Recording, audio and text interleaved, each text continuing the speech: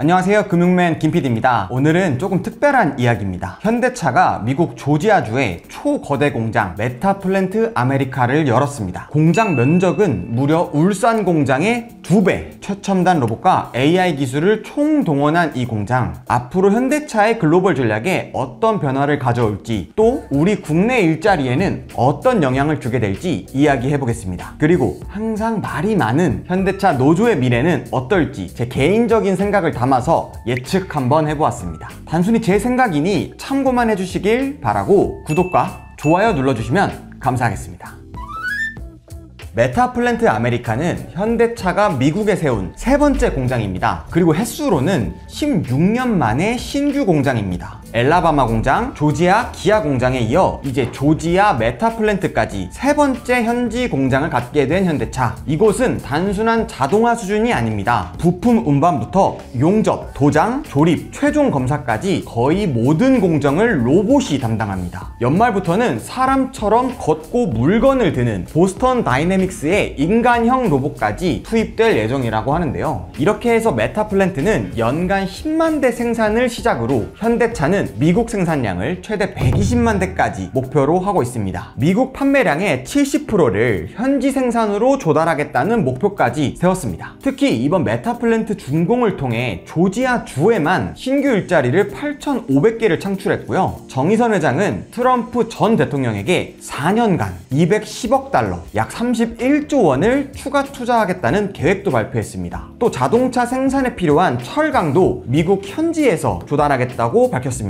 그만큼 현대차가 미국 시장을 미국에서 생산한 차량으로 공급하려고 하는 의지가 강하게 보이는 것 같습니다. 최근 미국은 중국산 전기차와 배터리 등 주요 품목에 대해 관세를 대폭 인상했습니다. 이러한 보호무역 조치는 한국 기업에도 영향을 주고 있는데요. 현대차 역시 트럼프 대통령 시절부터 이어진 미국에서 만들어라 라는 압박을 인식하고 현지 생산 확대라는 전략적 결정을 내린 것 같습니다. 특히 조 바이든 정부의 인플레이션 감축법 IRA 시행 이후에 미국 내 생산된 차량만 세액공제 혜택을 받을 수 있게 되면서 현대차는 메타플랜트 투자 규모를 더욱더 키웠습니다. 자, 그럼 이번 메타플랜트 준공 이후에 미국 시장 반응은 어떨까요? 미국 소비자들 입장에서는 세액공제 혜택을 받을 수 있어 현대차에 대한 매력이 더 높아졌고 현지 고용 창출 측면에서도 긍정적인 평가를 받고 있습니다. 반면 한국 국내에서는 생산량 감소와 일자리 감소에 대한 우려가 커지고 있습니다. 특히 현대차 노조는 고용 안정성 확보를 요구하며 향후 협상 과정에서 갈등이 예고되고 있습니다. 현대차 노조에 대해서 조금만 더 얘기를 해보면요. 현대차 노조는 국내 최대 규모의 강성 노조 중 하나입니다. 매년 반복되는 파업, 고액 연봉, 신입사원 진입 장벽, 사회적으로 여러 번 반복되고 있는데요. 2024년 기준 현대차 직원 평균 연봉은 약 1억 2천만 원 수준으로 이는 국내 대기업 평균 연봉 대비 약 1.5배에 달하는 수치입니다. 또한 현대차 노조는 2023년에도 임금 10만 원 인상과 성과급 400% 추가 지급을 요구하며 수차례 파업을 진행했고 그로 인해 회사는 수천억 원대 생산 손실을 입었다고 합니다. 이러한 강경한 협상 스타일은 현대차의 글로벌 경쟁력을 약화시킨다는 지적을 받고 있는데요. 특히 국내 제조업 경쟁력이 약화되는 가운데서도 높은 임금 인상 요구와 강경 투쟁을 이어간다는 점에서 사회적 눈총을 받고 있습니다. 하지만 기술 발전, 특히 로봇 자동화가 빠르게 진행되면서 노조의 영향력에도 변화가 올 수밖에 없다고 생각이 되는데요. 메타플랜트 사례처럼 880명의 인력이 10만 대 생산을 담당하는 시대, 앞으로는 생산 현장에서 사람 대신 로봇이 점점 더 많은 일을 하게 되고 노조의 협상력은 점점 더 약화될 가능성이 큽니다. 그래서 한번 제가 이번 메타플랜트와 현대차 울산 공장을 비교해 보겠습니다. 현대자동차 울산 공장은 연간 약 141만 대를 생산합니다. 여기에 투입되는 인력은 약 3만 4천 명이라고 하는데요. 단순 계산으로 따져보면 10만 대를 생산하는데 약 2,400명의 인력이 필요하다라는 얘기입니다.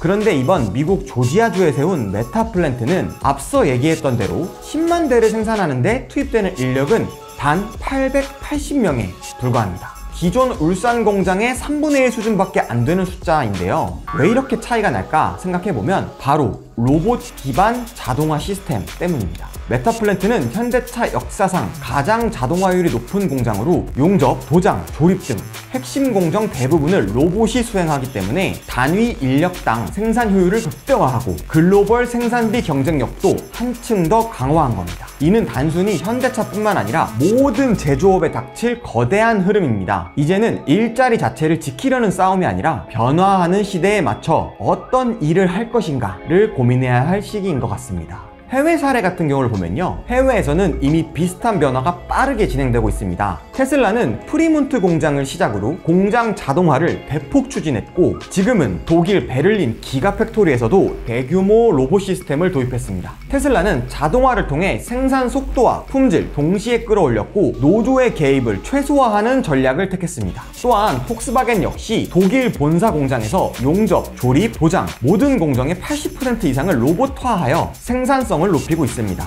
폭스바겐은 사람은 설계와 품질 관리에 집중하고 단순 반복 작업은 로봇이 맡는다는 전략을 분명히 했습니다. 이런 글로벌 트렌드를 볼 때 현대차 역시 메타플랜트를 시작으로 로봇화 전환을 본격화할 가능성이 큽니다. 앞으로 자동차 제조업은 첨단 생산 기술, 로봇 자동화, 인공지능 품질 관리 이 세 가지 축을 중심으로 재편될 것 같은데요. 노조 역시 기존의 임금 협상 중심 역할에서 첨단 생산 환경에서의 사람의 역할을 재정해야 하는 쪽으로 변화해야 하는 것 같습니다. 그래서 제 생각을 말씀드리면요, 앞으로 다가올 로봇화, 최첨단화의 변화에 적응하지 못한다고 하면 노조 또한 자연스럽게 힘을 잃게 될 가능성이 높지 않을까 생각해봤습니다. 하지만 현대차의 과거의 엘리바마 공장을 예를 들어보면, 현대차가 엘리바마 공장을 건설할 당시에도 많은 분들이 사람이 하는 일이 줄어드는 거 아니야? 라는 비슷한 우려를 했습니다. 하지만 결과적으로 국내 일자리도 30% 늘었고 부품 수출도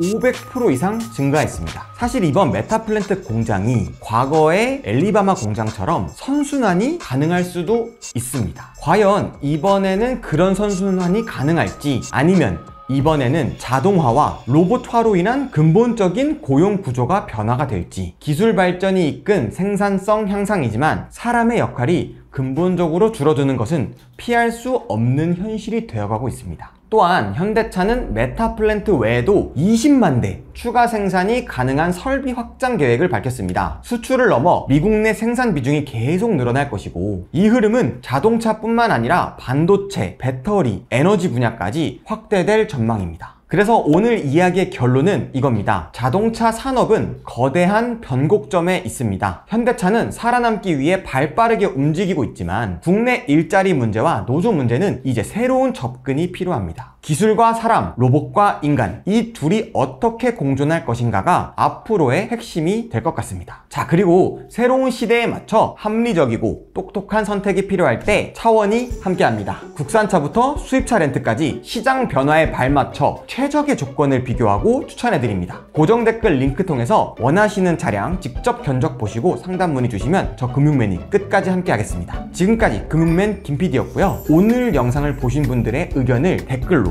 남겨주시면 제가 답글 달도록 하겠습니다. 감사합니다.